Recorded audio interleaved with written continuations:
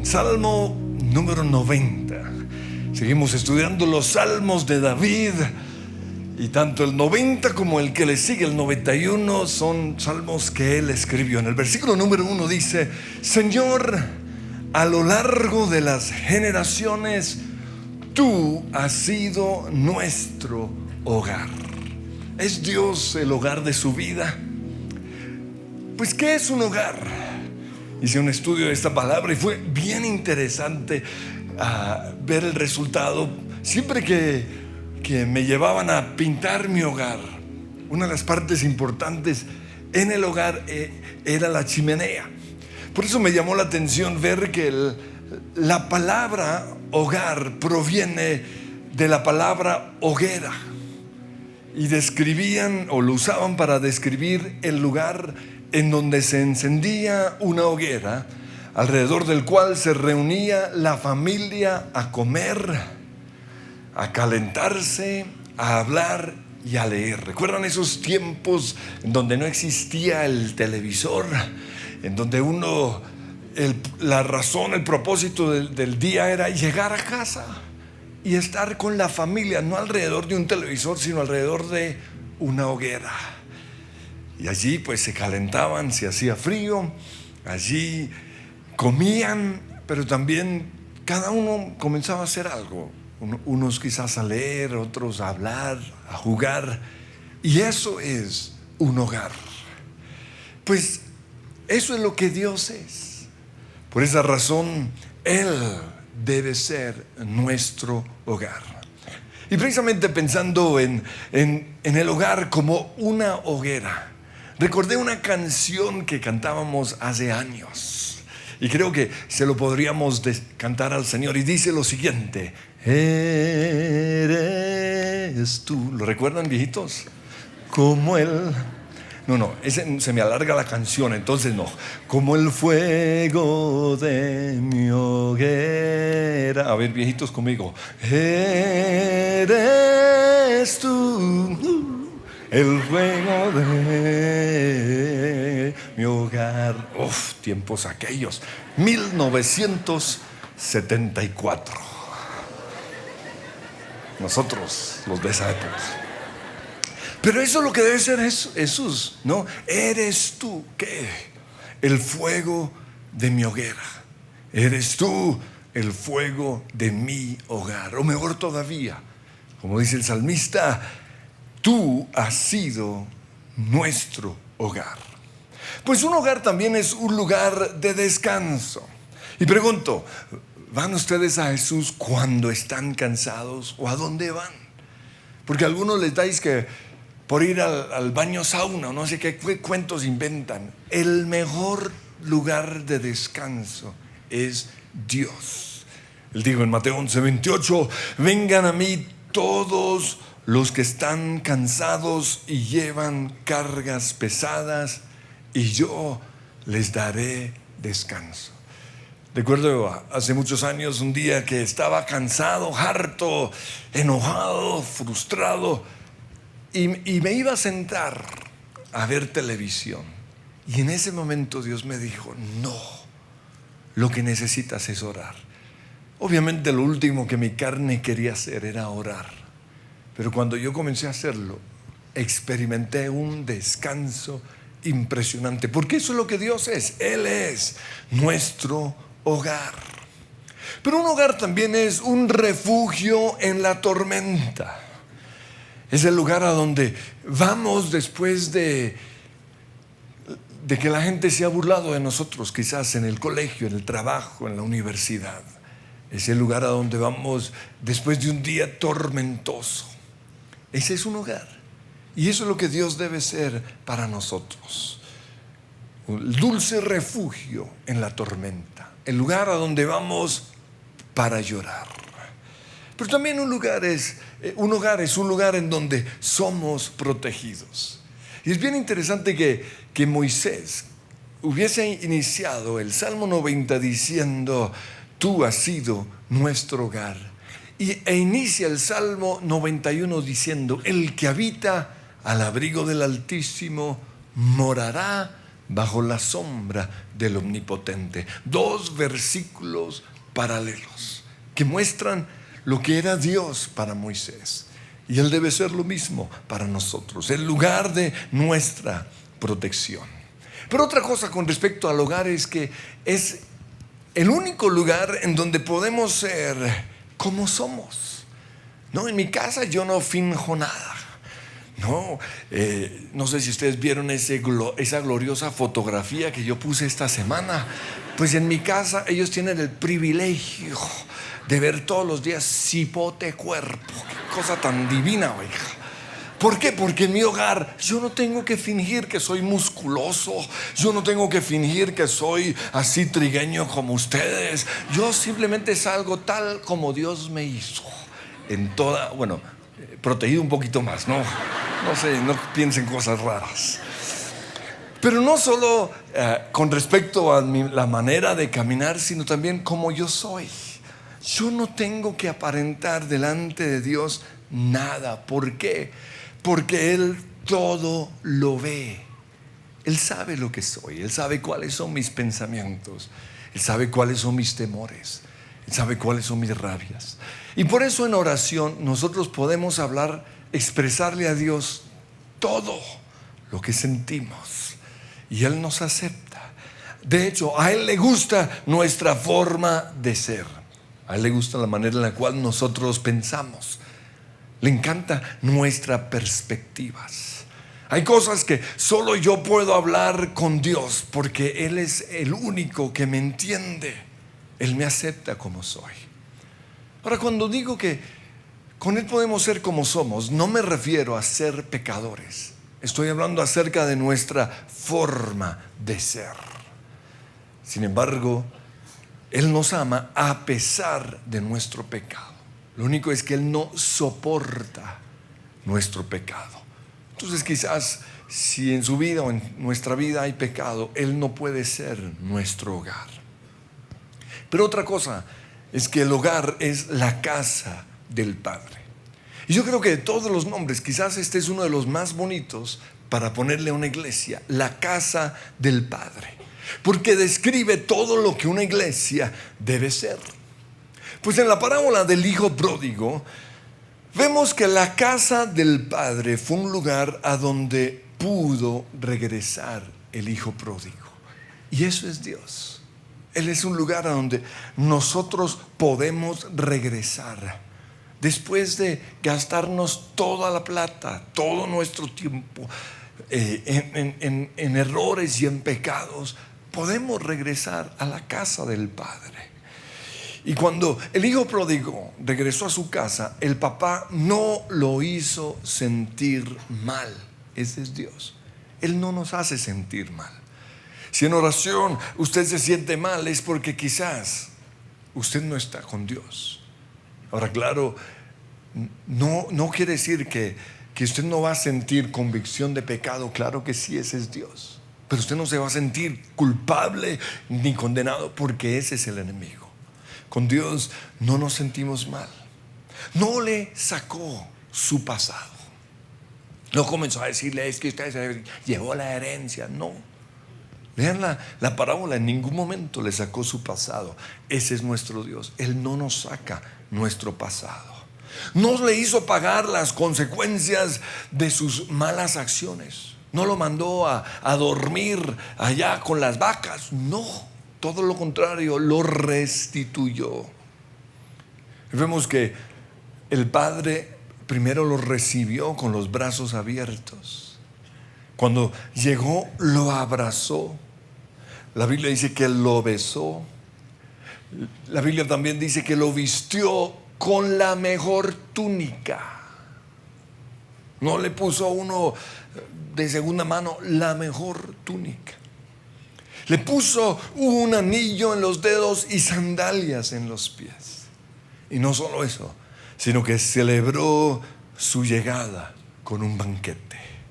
Pues la casa del Padre es un lugar de restitución. Y eso es lo que dice el salmista en este primer versículo. Señor, a lo largo de todas las generaciones, tú has sido nuestro hogar. Pero sigue en el versículo 2 diciendo: antes de que nacieran las montañas, antes de que dieras vida a la tierra y al mundo, desde el principio y hasta el fin, tú eres Dios. En estos versículos Moisés nos habla de lo que hace que Dios sea Dios. Versículo 3 dice: haces que la gente vuelva al polvo con solo decir, vuelvan al polvo, ustedes mortales.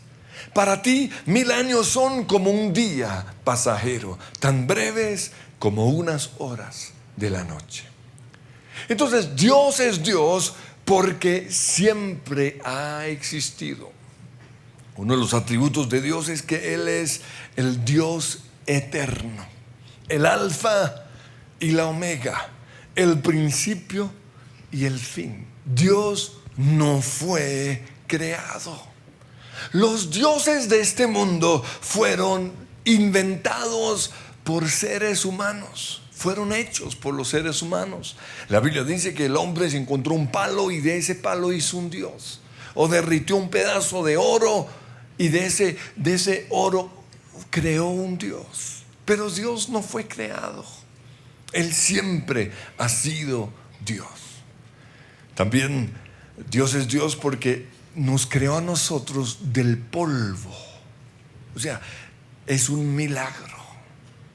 Nosotros no venimos del mico. Nosotros fuimos creados del barro. Es un milagro mayor que la evolución. Es un milagro impresionante. Del polvo fuimos creados. Y cuando Él lo determina, regresamos al polvo. Eso es lo increíble. O sea, cuando usted se muere, usted no se vuelve un mico. Usted se vuelve polvo. Pero en su grandeza, dice aquí el salmista, 1000 años son como un solo día. Ahora, con respecto a estos temas, algunos han tratado de presentarnos a un Dios ilógico y salen con teorías como la siguiente, porque esto no está en la Biblia, son simplemente inventos de hombre. Dicen que dentro de la eternidad Dios metió el tiempo, ¿no? Entonces, aquí está la eternidad, y dentro de la eternidad Dios metió ahí el tiempo, pero que Él no está sujeto al tiempo. Y todos quedan como, wow, qué Dios tan grande. Nada que ver. Eso es absurdo. Eso es ilógico. Eso es como preguntar, ¿podrá Dios hacer una roca tan pesada que Él no pueda levantar? Y entonces obviamente los que no creen en Dios dicen, pues si no es capaz de levantarlo, no es Dios. Y el otro va a decir, y si no es capaz de crearlo o de hacer esa roca, tampoco es Dios. Entonces son cosas absurdas que muchos teólogos han inventado. Yo no acepto eso. Hay cosas con respecto a Dios que nosotros no logramos entender. Cosas como su sabiduría, su conocimiento, sus decisiones, sus caminos. Y ante la grandeza de Dios, yo soy insignificante, no puedo entender muchas cosas. Y por eso Pablo dijo en Romanos 11:33, qué grande es la riqueza, la sabiduría y el conocimiento de Dios. Es realmente imposible para nosotros entender sus decisiones y sus caminos. Pues ¿quién puede conocer los pensamientos de Dios? ¿Quién sabe lo suficiente para aconsejarlo? Con respecto a esas cosas, nosotros no entendemos nada. Pero ya ir al otro extremo, de presentar a un Dios ilógico, eso es algo absurdo, que Él no está sujeto al tiempo. Eso no es lógico. Entonces, volviendo a lo que dice el salmista, si nosotros nos comparamos con la grandeza y la eternidad de Dios, 1000 años son como un solo día, pero siguen siendo 1000 años, que pasan exactamente así, como 1000 años. Solo que como Dios es eterno, para Él eso no es sino como un día dentro de su eternidad. Pero Él está sujeto al tiempo. También aquí dice que ante la grandeza de Dios nosotros somos como una flor que se marchita. o un sueño que desaparece. Los versículos 5 al 6 dice: arrasas a las personas como si fueran sueños que desaparecen. Son como la hierba que brota en la mañana. Por la mañana se abre y florece, pero al anochecer está seca y marchita. Pues ante la grandeza de Dios, nosotros no es que seamos tan insignificantes, pero es comparado a la grandeza de Dios.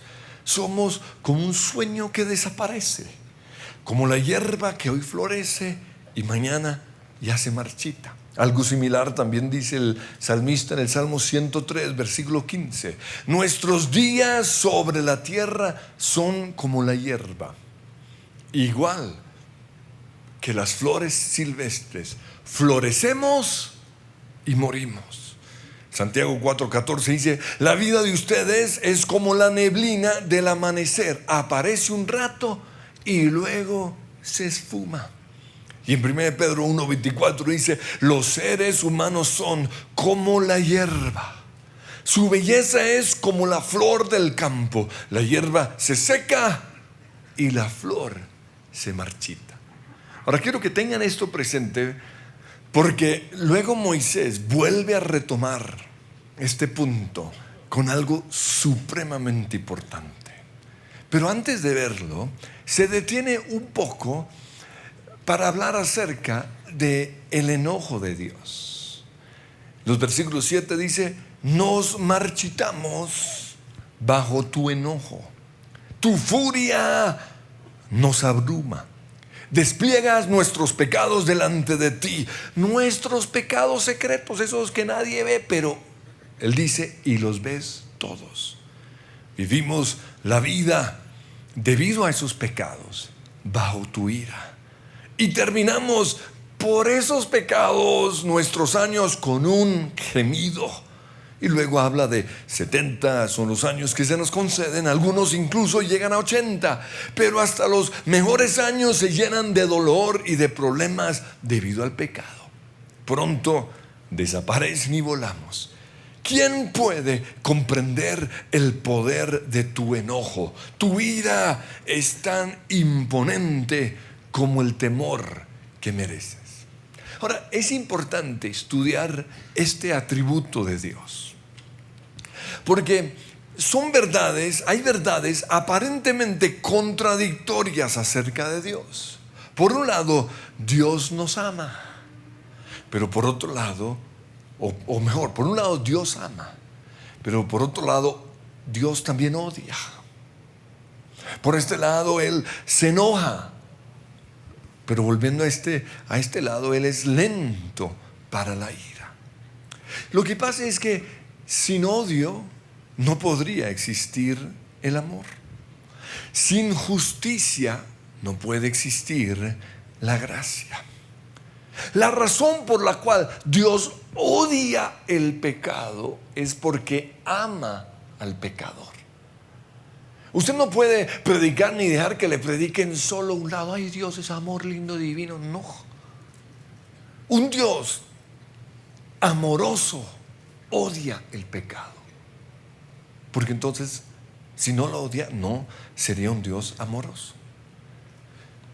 Yo reconozco que muchos, por causa de sus papás, de sus malas experiencias con sus papás, porque su papá nunca estuvo en casa, porque su papá los abusó, porque su papá les hizo mucho daño, debido a las malas experiencias con su papá, tienen un concepto totalmente equivocado de Dios. Y por eso estas personas necesitan un sobreénfasis de Dios o del amor de Dios. Necesitan saber en un extremo que Dios es bueno, que Dios es misericordioso. Pero no podemos, al hacer un sobreénfasis de estas virtudes de Dios, no podemos desconocer que Él también se enoja, que Él odia, que Él también siente dolor y siente tristeza. Ahora, algunos cuando piensan que Dios odia, dicen: eso no es posible porque ese no es Dios. Sí, Dios odia. El odio no es pecado. El pecado es cuando el odio se usa mal. La ira no es pecado, excepto cuando se usa mal. Al respecto, Pablo dice en Romanos 11:22, fíjate en que Dios es bondadoso, pero también es severo. Es severo con los que desobedecen.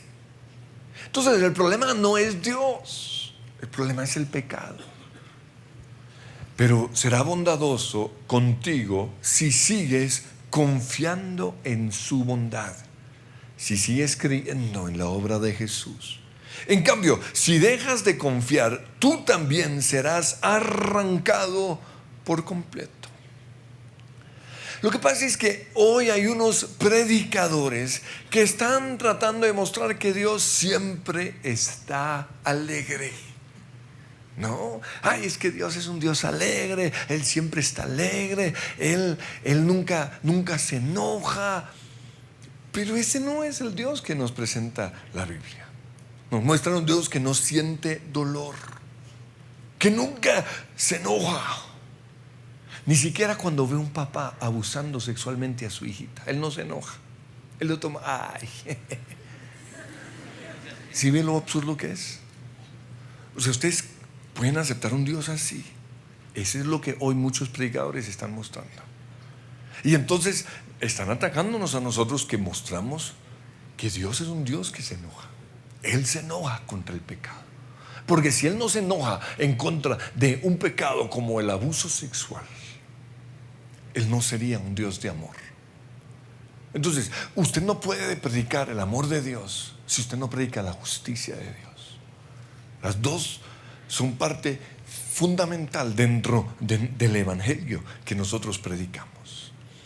Ellos dicen que a partir de la cruz nada lo afecta, porque todo lo ve a través de la sangre de Jesús. Entonces, cuando una mamá aborta a su hijo, a él no le afecta, porque todo lo ve a través de la sangre de Jesús. Cuando una esposa abandona a su marido, él no le afecta, porque todo lo ve a través de la sangre de Jesús. Esto es absurdo, o mejor, eso es falso. La Biblia nos muestra que Dios se enoja. En el Salmo 7:11 dice: Dios es un juez justo. Todos los días se enoja con los malvados. Si Él no se enojara con la maldad y con los malvados, no sería un Dios justo, sería un Dios injusto. Pero entonces, Él se enoja, pero Él también es lento para la ira. El Salmo 103, versículo 8 dice: el Señor es compasivo y misericordioso, lento para enojarse y está lleno de amor inagotable. No nos reprenderá todo el tiempo, ni seguirá enojado para siempre. ¿Qué cosas enojan o le causan ira a Dios? En Colosenses 3:5 dice: así que hagan morir las cosas pecaminosas. No tengan nada que ver con la inmoralidad sexual, la impureza, las bajas pasiones, los malos deseos. No sean avaros, pues la persona avara es idólatra, porque adora las cosas de este mundo.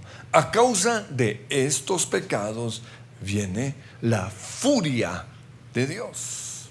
En Efesios 5:6 dice: no se dejen engañar por los que tratan de justificar esos pecados.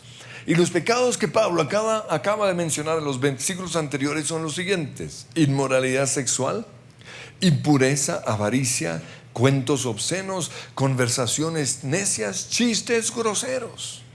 Porque el enojo de Dios caerá sobre todos los que desobedecen. En Romanos 1:18 dice: pues Dios muestra su ira desde el cielo contra todos los que son pecadores y perversos, que detienen la verdad con su perversión. Ahora, recuerden que Moisés es el que escribe este salmo. Y entonces, al escribirlo, él está recordando lo que pasó en Deuteronomio 9. Y aquí él le habla a la nación de Israel y le dice en el versículo 7: no olvides jamás cómo hiciste enojar al Señor tu Dios en el desierto, desde que saliste de Egipto hasta ahora. Vienes rebelándote constantemente contra Él. Hasta en el monte Sinaí le provocaste tanto enojo que estaba dispuesto a destruirte. Esto sucedió cuando yo estaba recibiendo los 10 mandamientos.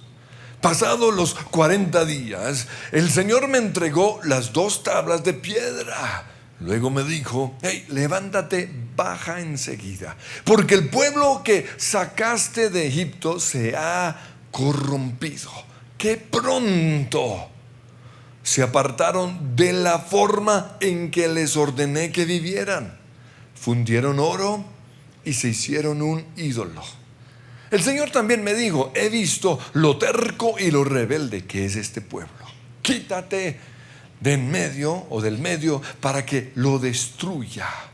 Luego haré una nación poderosa con tus descendientes, Moisés, una nación más fuerte y más numerosa que esta gente.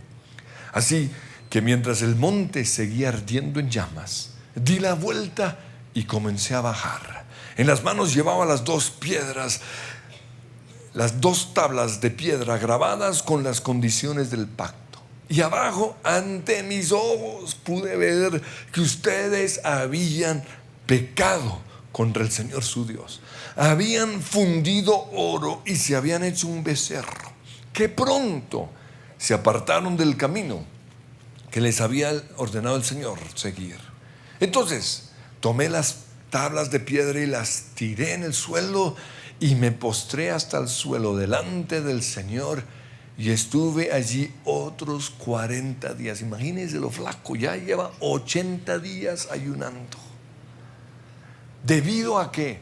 Al pecado tan grande que ustedes habían cometido al hacer lo que el Señor odiaba. Entonces, lo que produce ira, enojo y odio en Dios son nuestras acciones. Dice: con lo cual provocaron su enojo. Tuve miedo, dice Moisés, de que ese enojo tan intenso del Señor, que lo volvió en contra de ustedes, lo llevara a destruirlos. Pero aquí está, el otro lado. Una vez más, Él me escuchó.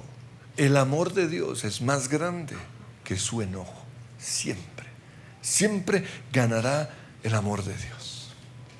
Ahora, en muchos lugares en la Biblia, cuando se refiere al enojo de Dios, no tiene que ver con una explosión de rabia que lo lleva a reaccionar en contra nuestra. No, simplemente son las consecuencias de nuestras acciones. Él estableció leyes y Él dijo: si hacen esto, vendrá enfermedad, vendrá pobreza, problemas financieros, peleas en casa, terremotos, no habrá lluvia, una cantidad de maldiciones o consecuencias.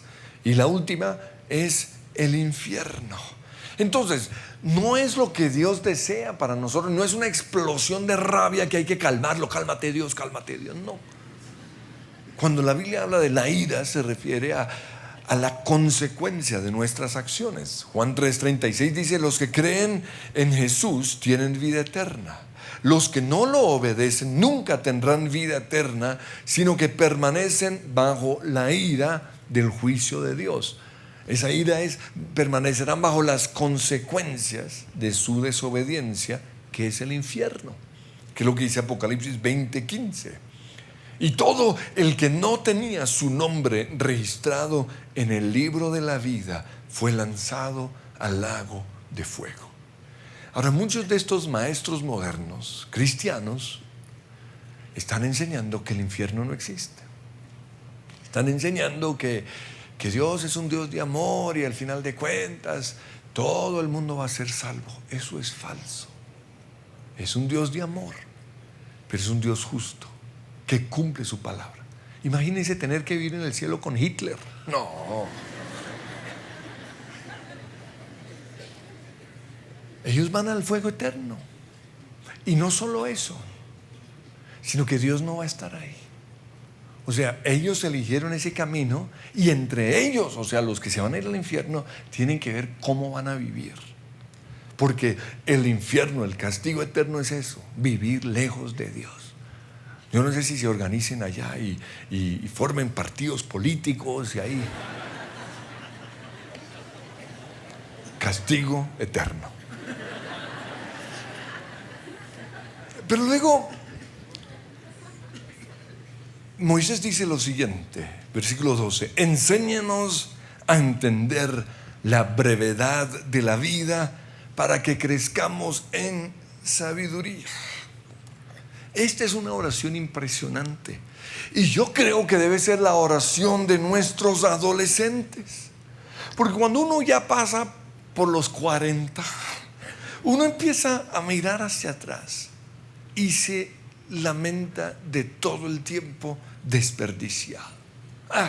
Caso mío, si hubiera ensayado piano todos los días, si hubiera tomado clases para aprender a cantar, si hubiera ejercitado mis dones, si hubiera aprovechado los años de colegio, si hubiera aprovechado mi tiempo en la universidad, si hubiera leído más, si no hubiera desperdiciado tanto tiempo haciendo nada, si no hubiera tenido ese noviazgo, hoy tendría plata.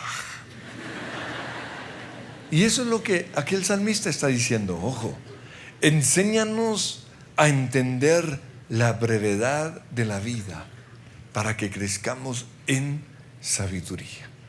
La vida del hombre es como la flor del campo, que hoy es y mañana ya no es.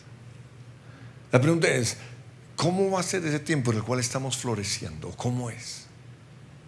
Es la respuesta a esta oración. Todos los días debemos orarle al Señor que nos enseñe lo corto que es la vida. Y entonces Moisés hace la siguiente oración: oh Señor, vuelve a nosotros. ¿Hasta cuándo te tardarás? Lo que pasa es que una y otra vez la nación de Israel se alejaba de Dios. Cuando ellos se alejaban de Dios, venían enfermedades, venían problemas financieros, les robaban las cosas, todo les salía mal, y por eso regresaban a Dios. Se arrepentían de su pecado, reconocían que la causa de todos sus problemas financieros era el alejarse de Dios. Se arrepentían de Él, pero aunque Dios los perdonaba, Él se demoraba en responderles. Él se demoraba en bendecirlos otra vez más. Por eso Él hace esta oración: compadécete de tus siervos, sácianos cada mañana con tu amor inagotable para que cantemos de alegría hasta el final de nuestra vida. Danos alegría en proporción a nuestro sufrimiento anterior. Compensa los años malos con bien.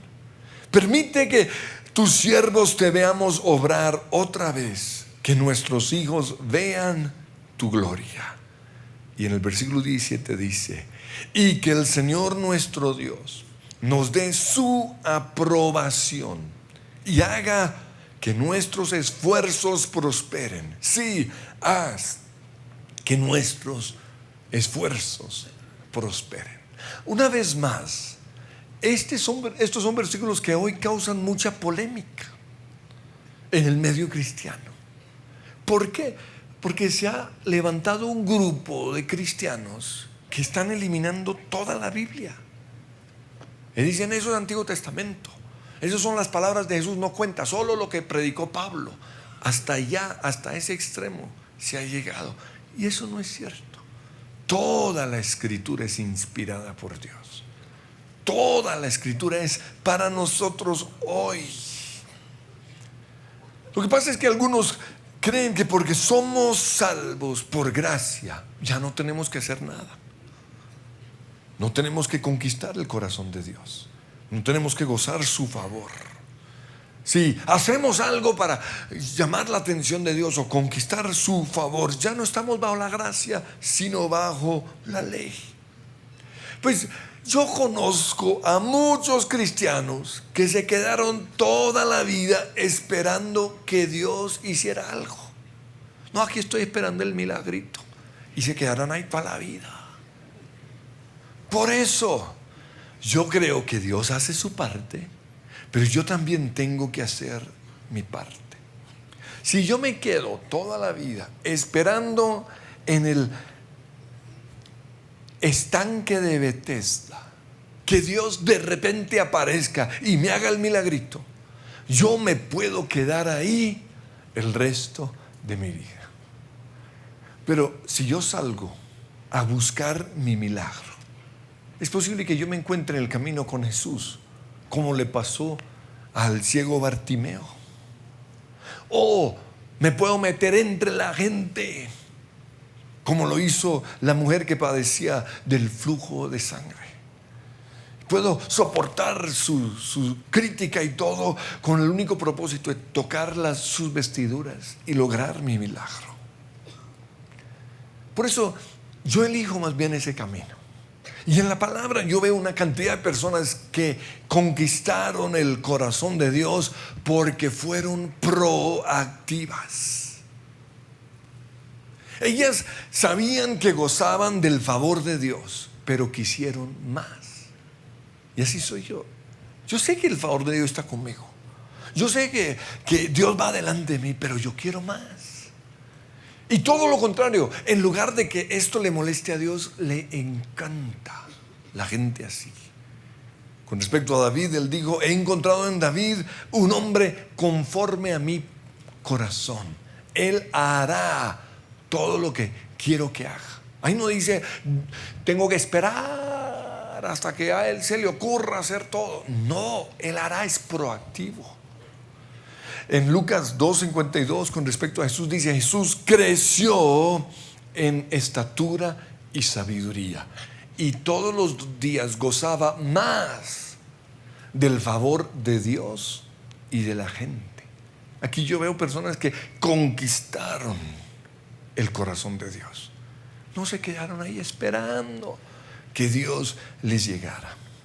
Con respecto a los discípulos, en Marcos 16:20 dice: salieron y predicaron por todas partes, y al Señor los ayudaba. ¿Qué hicieron los discípulos? Se quedaron ahí en la casa.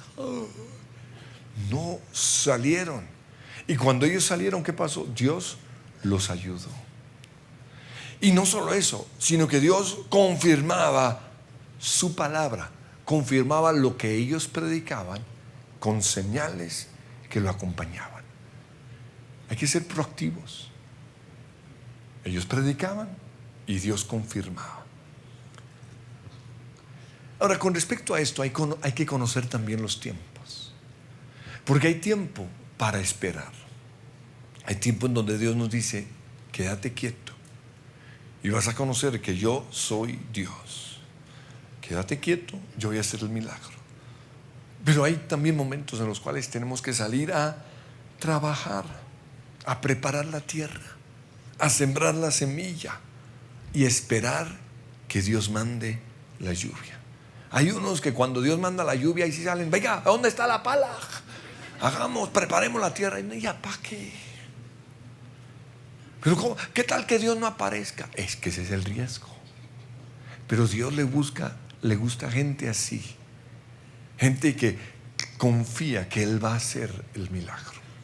Y es lo que Filipenses 2:12 dice: esfuércense por demostrar los resultados de su salvación, obedeciendo a Dios con profunda reverencia. En la Reina Valera dice: trabajen en su salvación. Quiero que cerremos nuestros ojos y pensemos en todo esto durante un instante. Señor, hoy queremos darte gracias,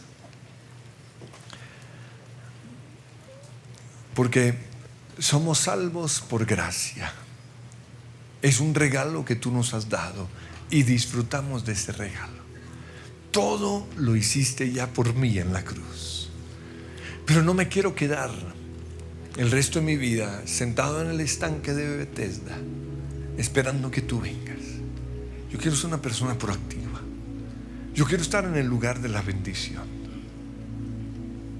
Por eso, Señor, hoy mi oración es que me enseñes a entender la brevedad de la vida, para que yo pueda crecer en sabiduría. Enséñame a entender que los días pasan muy rápido. Y si yo no aprovecho estos momentos de gloria que tú me estás dando, o si yo no me preparo para esos momentos de gloria, voy a ser una flor que no impactó la sociedad, que pasó desapercibida. Y no quiero eso. Yo reconozco, Señor, que mis años de gloria van a ser bien poquitos. Comparado a tu eternidad, no es casi nada. Pero si tú me enseñas, Señor, hoy a valorar o entender la brevedad de mi vida, y si tú me ayudas a crecer en sabiduría, estoy seguro, Dios, que lo que voy a hacer va a dejar una marca inolvidable en la tierra. Y eso es lo que quiero. Quiero ser una persona de influencia. Quiero ser una persona, Señor, que marque la vida de muchas personas, especialmente la vida de mis hijos. También, Señor, hoy haznos entender que aunque eres un Dios bueno y misericordioso, que tu mayor placer es perdonar. Ayúdanos a entender que también eres un Dios que te enojas. Y ese enojo nos protege a nosotros de la maldad y del pecado de otros. Nuestra oración hoy es que ese enojo no vaya dirigido hacia nosotros. Que nosotros no seamos los que estemos causando el dolor en otras personas. Y si es así, Señor, hoy nos arrepentimos una vez más y volvemos a ti, Señor, y te pedimos perdón porque hemos sido motivo de dolor, de tristeza para ti, porque te hemos causado tanto enojo. Perdónanos, Señor. Y nuestra oración es que nos mires con agrado. Nuestra oración es, Señor, que tu presencia esté hoy con nosotros. Pero también hoy queremos darte gracias, porque tú eres nuestro refugio, porque tú eres nuestra protección, porque contigo estamos en casa, porque tú eres nuestro hogar, porque tú nos abrazas, porque tú nos perdonas, porque tú nos recibes. Gracias, Jesús. Sobre todo Él es Señor, cerca está y reinará con amor. Él es mi escudo, Él es mi fuerza, mi sanador. Hablo en el silencio, te olvidas tus huesos, me rescato.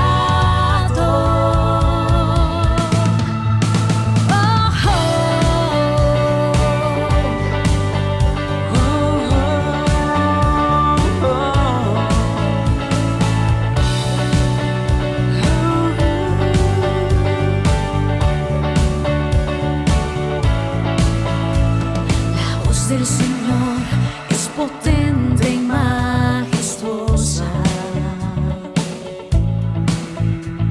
La fuerza al débil